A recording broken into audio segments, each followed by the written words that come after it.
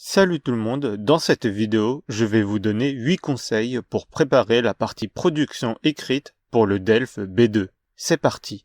1. Identifier qui je suis quand j'écris la rédaction.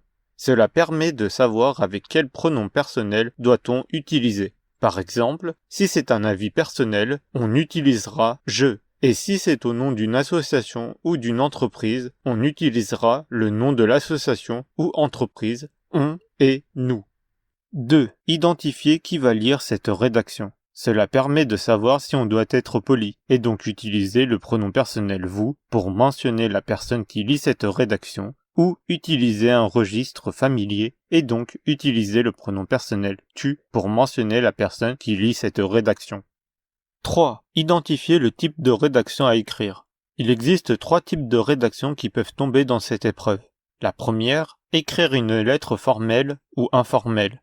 La seconde, écrire un message sur un forum ou écrire un article sur un magazine. La dernière, écrire un texte argumentatif.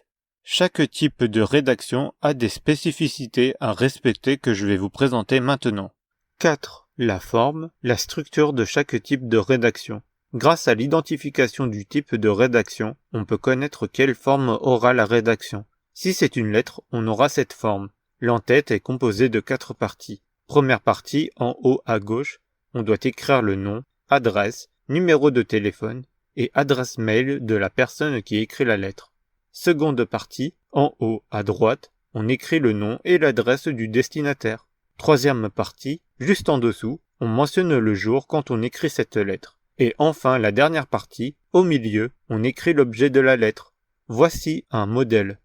Avant d'avoir le contenu de la lettre, tu peux écrire une petite phrase de salutation, comme « Bonjour monsieur le maire » si tu t'adresses au maire, « Bonjour madame ou monsieur », cette phrase est optionnelle.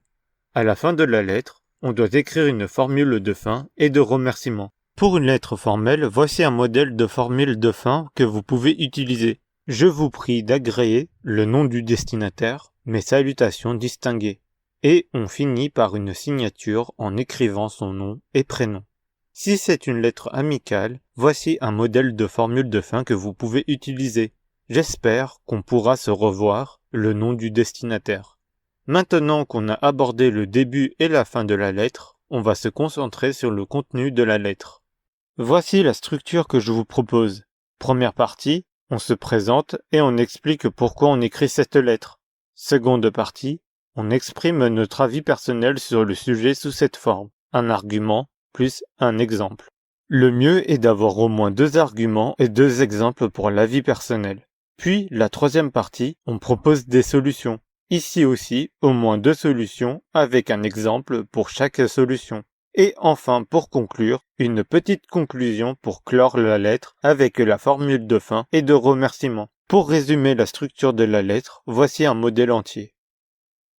Si le type de rédaction est un message sur un forum ou un article sur un magazine, on donne un titre au message ou à l'article qu'on va écrire. Dans le contenu, on retrouve la même forme que la lettre, c'est-à-dire se présenter et écrire pourquoi on écrit ce message ou cet article. Puis, dans un second paragraphe, on expose nos idées. Pareil, 2 arguments avec un exemple pour chaque argument. Puis, des idées de solutions pour résoudre le problème du sujet. Enfin, la formule de fin et de remerciement avec la signature, qui est ton pseudo sur le forum ou ton nom pour l'article. Pour résumer ce que je viens de dire, voici un modèle pour un message sur un forum et un article pour un magazine. Si le type de rédaction est un texte argumentatif, on va donner un titre. La structure la plus simple pour un texte argumentatif est celle-ci. 1. Un chapeau qui correspond à une phrase d'accroche pour introduire le sujet, évoquer la problématique du sujet et le plan du texte argumentatif. 2. Pour le contenu, je vous donne une structure très simple à respecter qui est, dans une première partie, on évoque les pour de ce sujet et dans une seconde partie, les contre de ce sujet. Dans chaque partie, il est préférable d'avoir 2 ou 3 arguments avec toujours un exemple minimum pour chaque argument. 3. La conclusion permet de résumer les arguments dits dans le contenu et donner son avis sur le sujet. 5. Des mots à connaître. Pour avoir une rédaction fluide dans la lecture, on utilise des connecteurs logiques. Un conseil que je peux vous donner, c'est d'apprendre par cœur les connecteurs logiques que je vais vous lister ici. Avec ces connecteurs logiques, votre rédaction sera bien articulée. Voici la liste. Tout d'abord, de plus, en effet, d'une part, d'autre part, par ailleurs, cependant, finalement, mais, pour conclure. Il y a plein d'autres connecteurs logiques, mais avec ces connecteurs, vous pouvez écrire une bonne rédaction sans avoir à réfléchir quel connecteur logique écrire. 6. L'argumentation.